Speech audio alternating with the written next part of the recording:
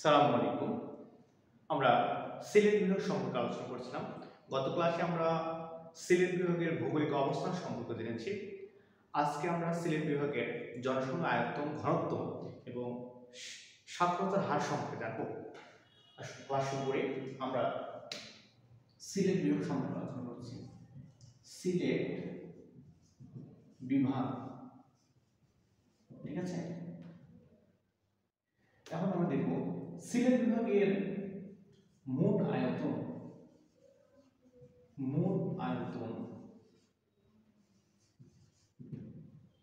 12,595.95 বর্গ কিলোমিটার, 95 বর্গ কিলোমিটার, ঠিক আছে? 12,595.95 বর্গ কিলোমিটার। যদি আমরা বর্গ মাইল দেখি, বর্গ মাইল, এই সিলেট বিভাগের বর্গ মাইল কত হচ্ছে? 4,912 বর্গ মাইল, ঠিক আছে? এবার আমরা দেখি সিলেট বিভাগের মোট জনসংখ্যা,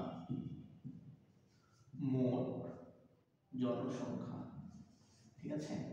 সিলেট বিভাগের মোট জনসংখ্যা হচ্ছে 1,10,00,000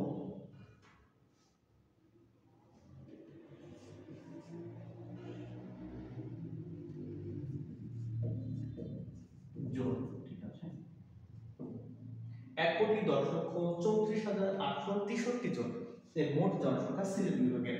এরপর আমরা দেখার চেষ্টা করি জনসংখ্যা বৃদ্ধির হার। জনসংখ্যা, এই হলো জনসংখ্যা রয়েছে, বৃদ্ধির হার কত? বৃদ্ধির হার, জনসংখ্যা বৃদ্ধির হার 0.96%, ঠিক আছে? 0.96% একটা জনসংখ্যা বৃদ্ধির হার। এরপর আমরা দেখি জনসংখ্যার ঘনত্ব। জনসংখ্যার ঘনত্ব, ঘনত্ব দিকে তাকাই আমরা, 873 জন প্রতি বর্গ কিলোমিটারে, হ্যাঁ, প্রতি বর্গ কিলোমিটারে এই 873 জন ঘনত্ব। এরপর আমরা দেখি সাক্ষরতার হার।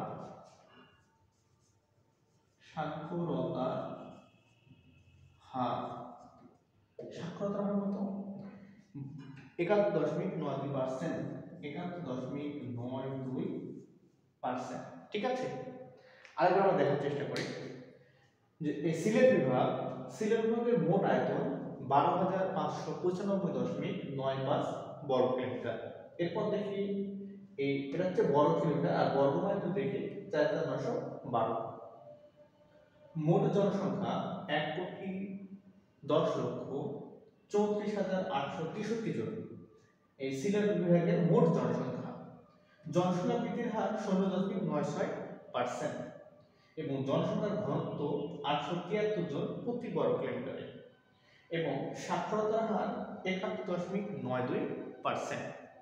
সবাই ভালো থাকবেন, সুস্থ থাকবেন আর ভালো করে পড়াশোনা করবেন। সালাম।